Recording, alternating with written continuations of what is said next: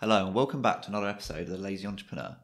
I'm Sam Priestley and today I'm joined by a special co-host, Ben Larcombe. Special. Hello. Special indeed. We're here today to talk about should you turn your hobby into a business and a little bit about how you can do that. And I thought Ben would be the best person to talk to because that is basically what you've been doing for the last 10 years or so. Yeah, my life is pretty much having a hobby and turning it into a business. So Yeah, it makes sense. and it's very much hobby first. You started with the hobby and then you decided you need to earn a bit of money out of it. Yeah, I started playing table tennis about 9 or 10 and then got to 18 and thought, let's try and make something out of this. And yeah, it paid off, but not that it always pays off, but it paid off for me. So Ben and I grew up together, and I remember when we were, whatever age it is, 16, 17 or 18, when you're picking what university to go to. I was going off to do computer science, and Ben was going to go off and do geography. And then one day he turned around and said instead of going to university to study geography, he was going to go to a table tennis academy and just spend his time playing table tennis. yeah, and I don't think at that point I'd fully thought it through. We all thought you were mad. Yeah, it was more just picking the most enjoyable option. Although saying that, at 18 you can always do something for a couple of years and then go back to university anyway, so it didn't feel like much of a gamble. But yeah, once I started at the academy taking it seriously, then I kind of started thinking I'd turn this into a career somehow. Yeah. But didn't know exactly what that would look like. And you kind of been doing that ever since. So from, 21 or something, you then started looking into actually earning some money from it. And then you went and you were a coach for a while. Yeah, so I started coaching when I was still training quite seriously. So from the age of 18, 19, did some coaching on the side. And the money was really good. Like when you're 18, get £20 an hour or something to go and coach kids for a couple of hours on a Friday afternoon. So suddenly you start thinking this could, you start doing the maths, add this up, times by 8 hours a day, and, it looks like a really good salary. Not that you can actually do that much because of all the travelling and stuff, but yeah, that was when I started thinking, why not just do this? Yeah. And then after that, you started your blog about table tennis, experttabletennis.com. Yeah, because so I didn't quit uni, finished uni 2011, started coaching table tennis down in London full time. For about a year, I was just literally trying to do as many hours a week as possible because, if you're getting £25 an hour, every 4 hours is an extra £100 a week. So just filling up my weeks. And then it got to a point where I was doing 25 plus hours a week. It's pretty exhausting. And you realise that no one's really going to pay more than £30 an hour for table tennis. So a year out of uni, you've kind of hit your maximum earning potential. Started asking other coaches that I knew, like table tennis or other sports, like what their long-term plans were. None of them seemed to have any long-term plans. So I thought, okay, this doesn't seem like... It's not like everyone else is doing this with a vision of something else happening. So I thought better start looking into other stuff, and then started blogging as maybe this will make something happen, which it did. So we actually went into the blogging thinking this could be a business. Yeah, because I looked into other ways to make money, and I started that African pygmy hedgehog website. Oh, yeah. We won't talk about that now, but I did do another interview with Ben where we went deep into all this stuff, which you can check out. It's one of the bonus episodes that was already been released. And then, relevant to this, I realised that if you're going to do something like start a blog or an online business, it makes sense to pick something that you are actually interested in and care about rather than some random topic that you don't know anything about. So seeing that I knew a lot about table tennis and I actually enjoyed doing it, I decided that was the way to go.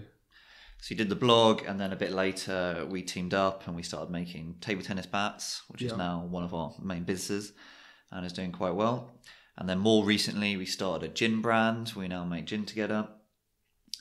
And not that I'd call that a hobby of mine before we started. Well, that's something we could talk about. Because I was talking to Emma yesterday and she was like, oh, well, what hobbies have you turned into a business?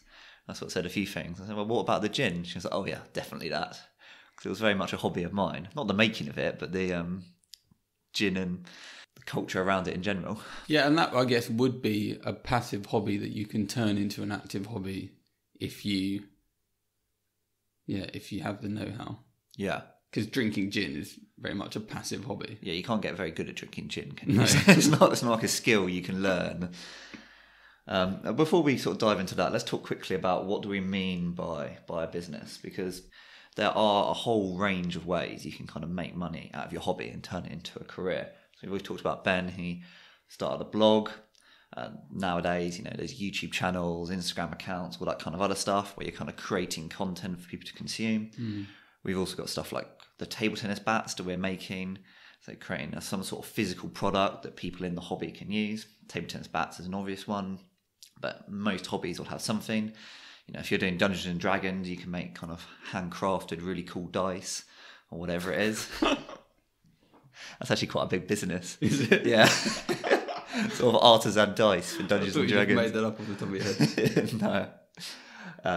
If it's a sport, you can put on tournaments, you can open a club, you can do coaching, kind of all sorts of things.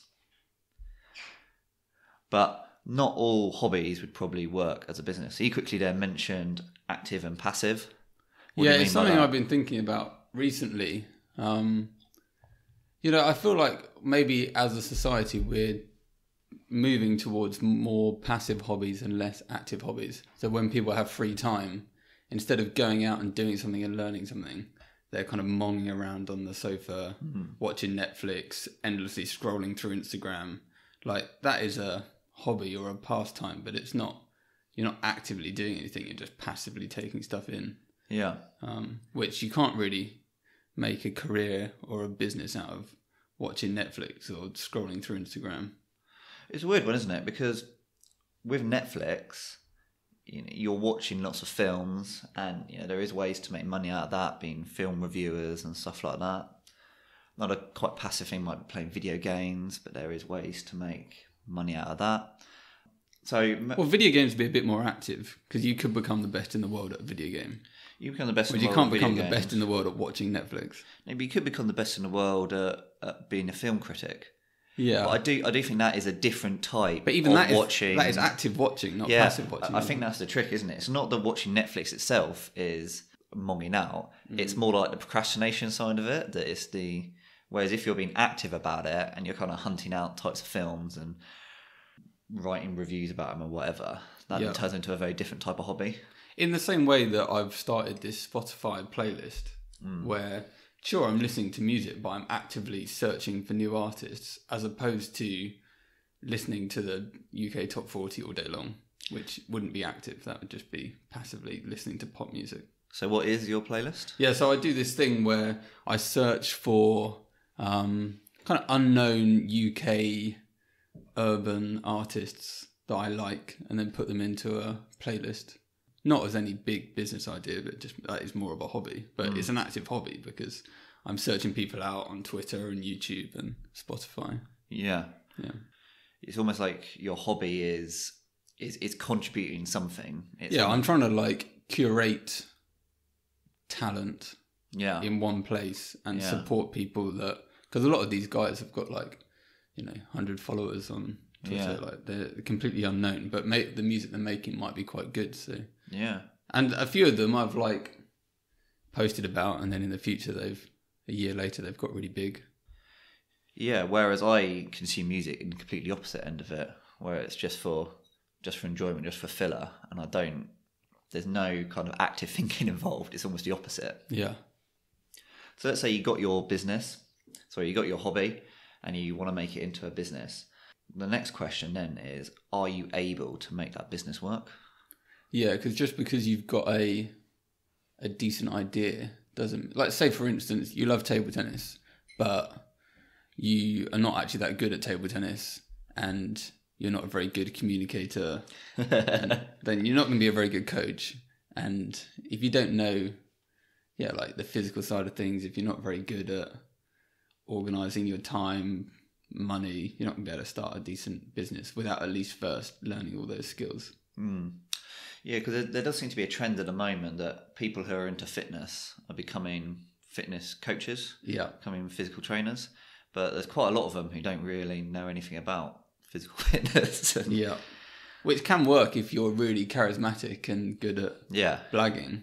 Or yeah, if you've got really good people skills, you're very good at motivating people or whatever.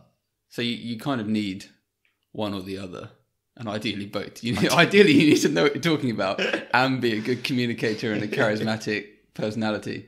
But if not, you can probably make it happen with just the charismatic personality, but you're just a bit of a fraud. Yeah.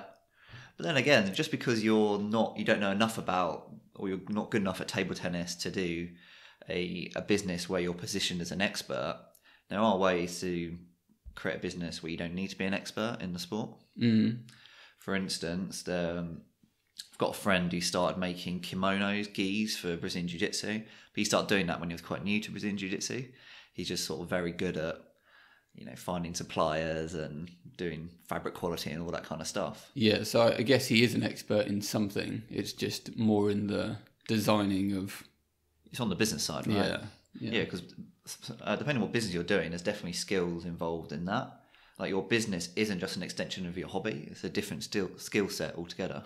Yeah, and it's no good knowing everything about jiu-jitsu but nothing about business. Yeah. You're pretty better off knowing a little bit about jiu-jitsu and a lot about business. Yeah. Yeah, because there's loads of people in Brazilian Jiu-Jitsu who try and start a business and fail spectacularly. Yeah. Yeah, just because they don't understand how numbers work or the way that they count how much money they've made doesn't actually make sense. Yeah. Yeah. I mean, probably whoever's listening to this podcast is interested in learning about business. They know that business itself is a skill that they can learn and get better at. Yeah, and the problem is when people just love their hobby and think, I love this so much, I must be able to make it work. Yeah. And then rent a shop for thousands of pounds each month that they just don't realise it. Yeah. But what you can do though is partner with someone who knows business, because maybe you're never going to be a great business person, but you love making cakes. Yeah. So partner with someone who's good at business. They can do that and you can just focus on the cakes. Yeah, I think that's a good tip. Especially if you're really good at making cakes, but you're also a real introvert and you don't have much confidence. Big part of selling cake is actually going out and finding customers. Especially if you want to supply coffee shops and whatever. Partnering with someone who's got the personality that works for them to actually go in and meet the business owners and stuff could work quite well. I went on one of those Brewdog Stag Do tour things recently. Oh, yeah. And they were saying that the two brothers that own it, one of them pretty much stays in Scotland the whole time making beer, doesn't leave the factory place. The only time he does leave is to go to the other places where they make beer to go and check that the beer is good enough. And if it's not, says you can't sell it. So he's just mad for the actual beer making process. And then the other brother just goes around the businessy salesman type thing, getting all the deals. But you couldn't do it one without the other. No. You need someone who makes sure the beer's really good. You need someone who is actually going to go and get that in front of people. Yeah. That beer's a really good example, because in the UK we have maybe thousands of small craft beer producers, a lot of which actually love making beer and love drinking beer, but most of them don't really get very far. Yeah, and it's not through lack of quality or The same with the music stuff in the playlist. I play some of this music of completely unknown people to my wife, and she's like, "Oh, that sounds like it could be on the radio." Yeah, but it's not through lack of quality of the music. It's just that it has never got in front of people. Yeah, the music we hear on the radio isn't the best music. It's not an objective. Yeah, it's just who happens to have got the exposure and whatever. Robert Kiyosaki, the Rich Dad Poor Dad guy, always writes in his book stuff I don't want to be the best writing author, I want to be the best selling author. And obviously you've got to be fairly good at writing, otherwise it's going to be useless. But do you want to be the absolute best, or do you want to be the best selling? Yeah, and I think we do get a few survivor bias from that. There are some of the best writers who have then made it, and some of the best singers who have then made it. But just because there are these outliers who, people like Stephen King, who kind of has no interest in the business side, but is just really into the writing, doesn't mean that is the best route if you want to turn your hobby into a business. That's the best route if you want to be the best writer. And you might then be lucky enough that it becomes a career, but it doesn't normally work like that. I was thinking about that with, say, table tennis. So table tennis is a sport where if you're the best table tennis player in the world, you have a career. Yeah. But if you're the best table tennis player in London, you might not have there might not be enough money in there. Yeah, earn you've enough. got to be like top 5 in the UK to make a decent living out of just playing. Yeah. So yeah, it doesn't really matter whether you're like 100 in the UK or 20 in the UK. You're not going to make good money from playing. Whereas there is a lot more room to make money by doing other types of businesses around the hobby. Yeah, but being 20 versus being 100 isn't going to help you. Yeah, and if you're coaching beginners or something like that, Yeah, like to them, you're the same. Yeah. You're both unbelievably good. Yeah. Let's talk a bit about the issue of when you turn your hobby into a business and then you lose interest in the hobby. What's the saying that the best way to stop enjoying your hobby is to do it full time? Yeah, and you can kind of see what people mean. I think it depends what kind of business you turn it into. Yes. So like, not that we want to talk about table tennis all the time, but I know people that started getting paid to play table tennis for a club, and they used to love training and competing and everything. Once they start getting paid to play, they start saying, well, I'm paid to train twice a week and play a league match like 15 times a year. And they stop training more than that because they say, well, I'm not going to train for free. Like, they're only paying me to come to 2 training sessions. And it's like, but before you used to love training and you used to have this big purpose of trying to be the best. Yeah. And now you're just doing it because you get paid to do it. And they've definitely lost some of the love that they had before of just wanting to get really good. And now they're just doing everything on a numbers basis. Because the whole idea of an amateur is that you're doing it for the love of the whatever it is. Yeah. So you got that side where people feel like they don't want to do the hobby without getting paid for it because they're worth something. Then you've got the other side where they go from, they might be playing it or doing whatever the hobby is 10 hours a week and really enjoying it. And now they're doing it professionally and they've got to do it 60 hours a week. Oh, they just get sick of it. They just get sick of it, yeah. Yeah, potentially. I mean, again, I think it depends what it is, because you'd find a lot of people who they would say they're only able to do it 10 hours a week because they've got to do other stuff. And then once they turn it into a business or full time, suddenly they can do it all day, every day. And it's their favourite thing to do. So, but I guess it depends what it is. I wonder if there's also a difference between, we were talking about active and passive earlier. And what about when you're doing it for fun, the way you train and the way you practice the hobby is quite different than if you're just doing it in order to get the best or because you're being paid. Yeah, I guess there's less pressure, isn't there? Like when I was playing table tennis with you, messing around and having matches is a lot more fun than drilling. Yeah. And hitting the same ball thousands of times in a row. The other thing I was thinking about this is if your hobby fails and you've got a bit of a reputation in your hobby already, you can be linked to that, and it can be quite bad for your reputation because your reputation gets linked to your business. So what do you mean? So in Brazilian Jiu-Jitsu, there's one quite famous guy who started a series of tournaments called Metamorphos. And I think I watched some of them. you watched one of them, yeah. It had, Metamorphos, wasn't it? yeah, something like that. Yeah. Well, that business failed and they weren't able to pay a bunch of the people and the business went bankrupt. Okay. And now everybody in the industry remembers him as the guy who didn't pay some of his fighters. Yeah, because in those, everyone knows everyone, don't they? So Everyone knows everyone, yeah. once something goes pear-shaped. And there's another guy who started raising money on a crowdfunding to do a documentary series about top jiu-jitsu players. Ended up not having enough money to finish the film. It never finished it. But there's loads of random people, hobbyists, who donated to the film and now feel they've been ripped off. Yeah. Yeah, so it can kind of tarnish your name a bit. Tarnish your name a bit. And there's a bunch of people who started clubs with their mates. The club hasn't really made any money. It's struggling. There's all the financial issues. There's all the stress around that. And then they end up falling out or ending up really not enjoying the sport anymore. Yeah, so that would kind of ruin your hobby in the sense that you're now kicked out of the group community that you were in. Yeah. So you kind of ruined it for yourself. It's not that it's got ruined by doing it too much. It's just you've now messed it up. And maybe there's a thing around, if you've been doing coaching all this time, maybe you would have got a bit sick of that, because even though you're doing a business out of the hobby you enjoy, doing that full time for 10 years, you might have just had enough. Yeah, I know a lot of people that do coaching that just get sick of it just because it's too much, like just repetitive over and over all day, every day. But I think that comes down to like, what is a business? In my head, I just get Duncan Bannatyne going, that is not a business.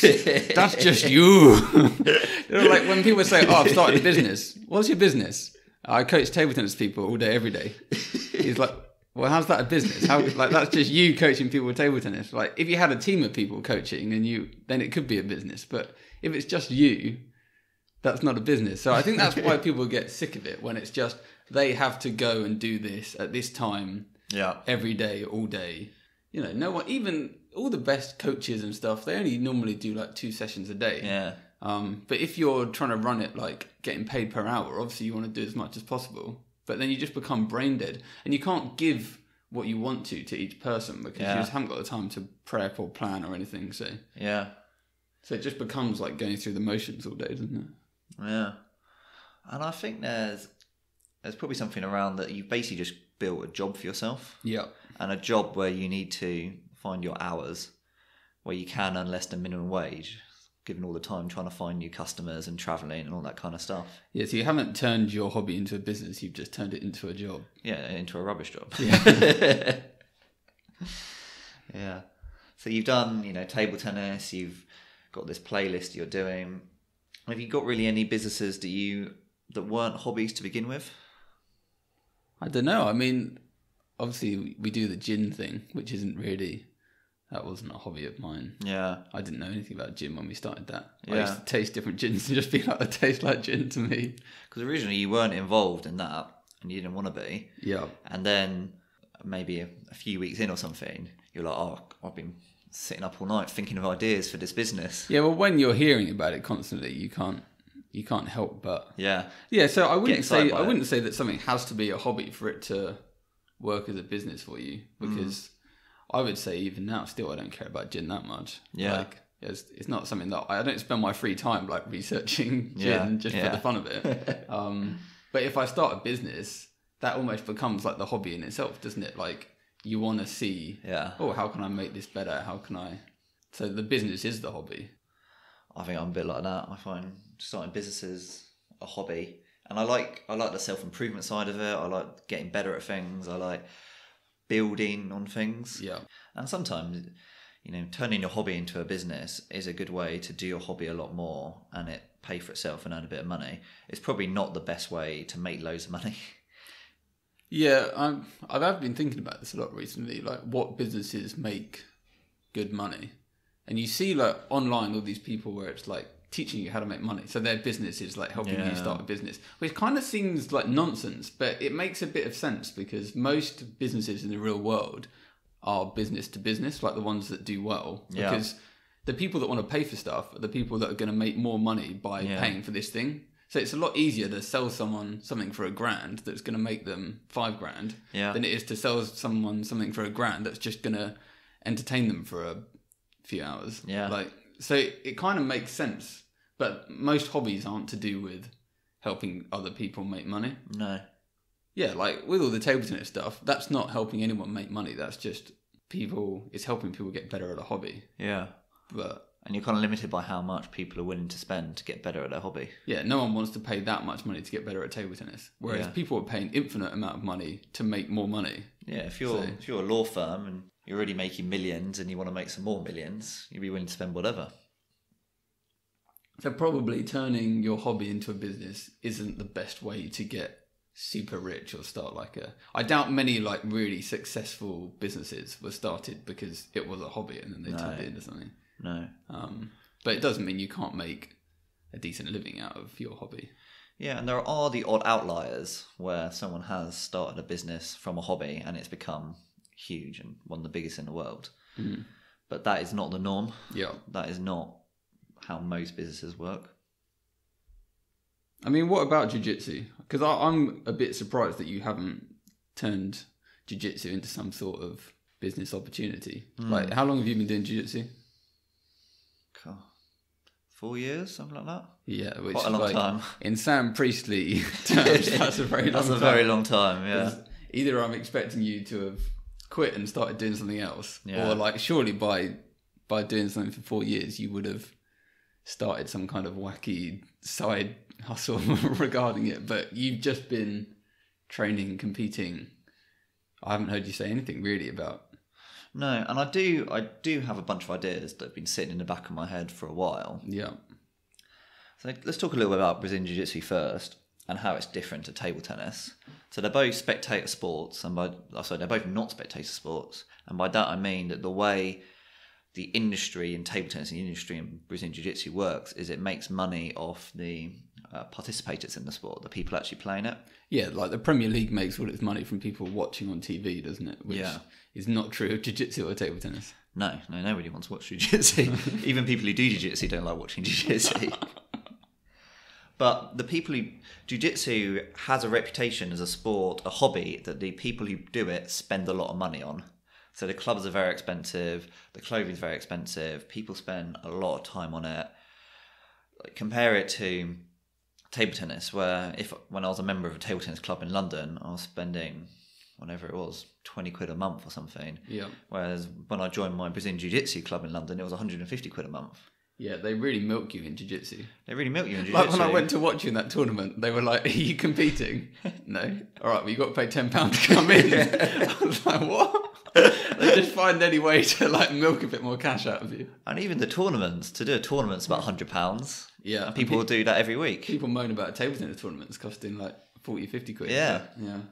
And there's this thing, so judo is very similar to Brazilian Jiu-Jitsu, but the price structures are completely different. So if I want to do judo, it'll cost me maybe £3 to do a session. If I drop in a Brazilian Jiu-Jitsu club, I'll spend 30, 40 quid for the session. It's completely different, even though they're very similar. But that means that there is quite a lot of money in it, and there are therefore a lot of people who are making money out of the hobby. Whereas with table tennis, you're one of the few people, there aren't that many people who've managed to turn it into a successful business. Well, I mean, because the sports are very different sports, so the people that do jiu-jitsu are like, they're all in, aren't they? Like, they're all in, yeah. If you ask like 100 people on the street, like, when did you last do jiu-jitsu? Yeah. Everyone would say never. Yeah. Maybe one person might have done it. But he probably did it yesterday. Yeah. Or today. But if you said that about table tennis, probably everyone would say, oh yeah, I'm really good at table tennis. Like I played table tennis last month at so-and-so. So with table tennis, you've got a super broad market of people that don't actually know what they're doing and don't really care that much about table tennis, but might buy like a battle few if they, want to play on holiday or whatever. So you've got a really broad but thin market with a few people that take it seriously. Whereas jiu-jitsu, you don't have the broad thing at all. Because there's no one who's like, oh yeah, I kind of enjoy that every now and again. Like, it's not that kind of sport, is it? So, yeah.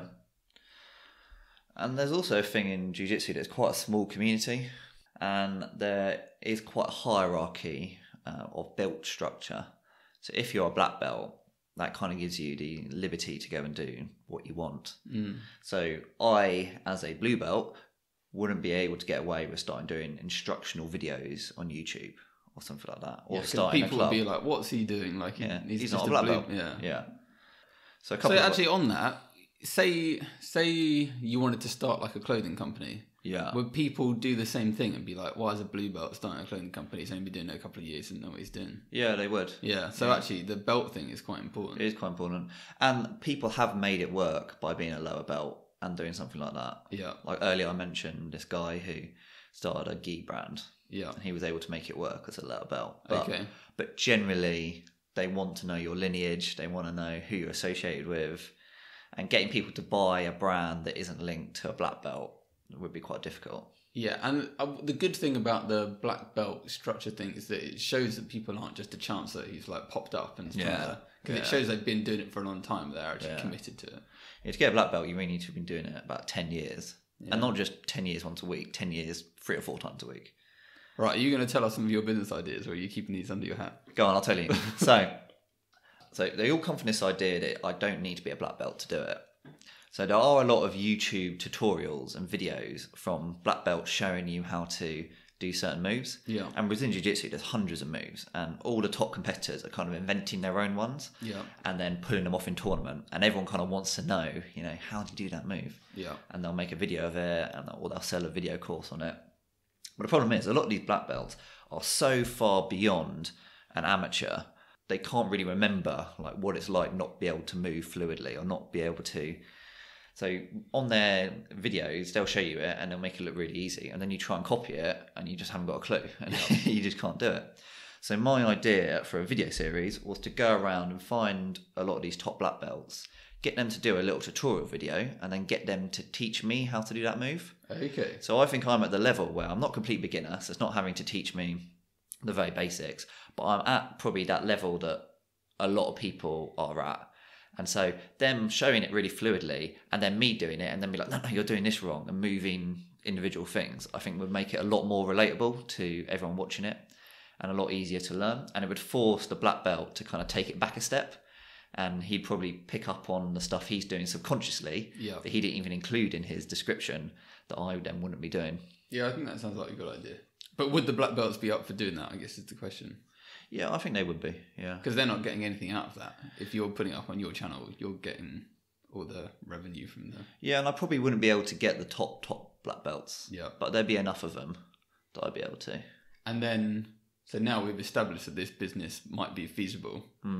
Will it make any money? Like, how many views do these videos get? Because if you're going to go all the way around the country and these videos are going to get like 10,000 views, like, that's like just not worth doing, is it? Well... Not that many, really. Yeah. You know, you're talking 15,000, 20,000 at the top end. And maybe if I get someone really successful, then I'd get a lot more views. Yeah. So probably the money that it would make wouldn't justify all the effort of... Probably not. From a strict business point of view. From a strict business point of view. There might be other things I could do. So I quite like the Patreon model where I would do one move with the person... and then they'd maybe show me one or two more kind of additional points that I would lock behind like a subscription paywall type thing. Yeah, that could work because then it's more like a membership structure, isn't it? It's a membership structure. As long as people think that the content is valuable enough to them, they'll give you £10 a month or something to access the extra little bits. Yeah. So that would make sense. Whereas strict YouTube views, strict YouTube, I don't think just the adverts on YouTube would work. No. Oh, and the other thing I liked about that was I'd actually get to be learning all these good moves and learning because that's obviously like a side benefit, isn't it? Yeah. It would give me a good excuse to go and get like a private training session from some of the best black belts in the world. Yeah. Like, how cool is that? Like when I was interviewing people for the table tennis podcast I did, it gives you an excuse to talk to some really like good coaches or top players, and you learn a lot from doing that and make connections that you wouldn't otherwise have. Purely from the fact that, I want to talk to you because I have a podcast. And like, you got a podcast? Okay, fine, I'll talk to you. Whereas maybe otherwise they wouldn't have done. So it's like a nice cover way of meeting people. Yeah. All right, so that's idea number one. Idea number two is I go to training 4 times a week and I drive there. It's a 20-minute drive each way. And I listen to a lot of podcasts. And there are quite a few Brazilian Jiu-Jitsu podcasts out there, but they're all kind of interview style stuff. What I want something to get me into like the training mindset on the way there. So that it could either be like mindfulness type stuff, you know, visualize this or think about this. Or it could be kind of the scribing techniques through audio. Okay. And obviously audio is a subpar way of learning something like Brazilian Jiu-Jitsu, which is so you really need to be doing it physically and visually. But audio does help, and talking through strategies or ways you transition between different moves or the problems that are happening is something I would definitely listen to. Yeah. Because currently now I'll just listen to an interview with some black belt and they could give me some interesting tips in that video. But most of the time it's just talking about how they got into it and a bit of banter and the kind of gossip around it. Yeah. So that's the second idea. That sounds like a cool idea, but probably even less likely to make money. Yeah. Yeah. Yeah. Yeah, this is the thing. And I'm pretty busy at the moment, and that's the problem. So neither of these ideas are high enough on my list of ideas I want to do that I'm going to do it. So I think it's quite unlikely that I'll end up doing one of these things. Yeah. Maybe when I get a bit better. We'll see. All right, so let's conclude quickly. So Ben is obviously a big believer that you should turn your hobby into business because it's worked well for him. Well, depending on who you are. Depending on who you are. I actually quite dislike the advice of like just, oh, I did it, so go for it. Like, quit your job and go. Because I think actually you say that to the majority of people and they're just going to like mess up their lives and like lose a load of money. So quit their job and blunder. And by all means, like try and turn your hobby into a business around doing like getting a stable income. And if it gets to a point where it looks like it's gonna work, then go for it. Yeah, because it's not like you quit your coaching to write a blog. No, I did all that on the side for like a couple of years while I was getting money from coaching. Yeah. Because like people say, I need to quit so I've got more time to do it, but like you don't. Like it will grow slowly over time. So do it around what you're doing, even if you've got like a boring office job. Yeah, but I think also regardless of what business you're starting, you should treat the business as a different set of skills, something you need to learn. Yeah, I mean, one thing I've learned from doing this is that annoyingly, people want stuff more than knowledge. Yeah. Even though what they need is knowledge, not stuff. They'd rather pay for a better bat than get the actual training. So what I actually enjoy and care about doing is giving people the knowledge and the skills and the information they need to get better at table tennis. I think there's probably a culture thing behind that, because in Brazilian Jiu-Jitsu, like just this week I spent $400 on online videos to get better at jiu-jitsu. Yeah, but you're not the average person. But the reason I did that is because that seems to be the way the culture has gone. Yeah. So this guy released a video. I think it made $80,000 in the first hour of releasing this video course. It's gone from being something that nobody did. They thought it was a waste of money because you get everything for free on YouTube. To actually being something that a lot of people are doing now. Yeah. And actually, from the Brazilian Jiu-Jitsu people I've met, they do seem to be a more entrepreneurial, clued up, learning-y bunch than most sports, don't they? And it's probably to do with that being all in.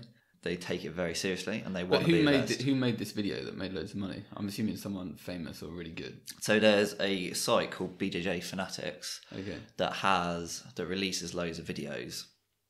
And then, this guy is someone who's quite famous. He won a really big tournament.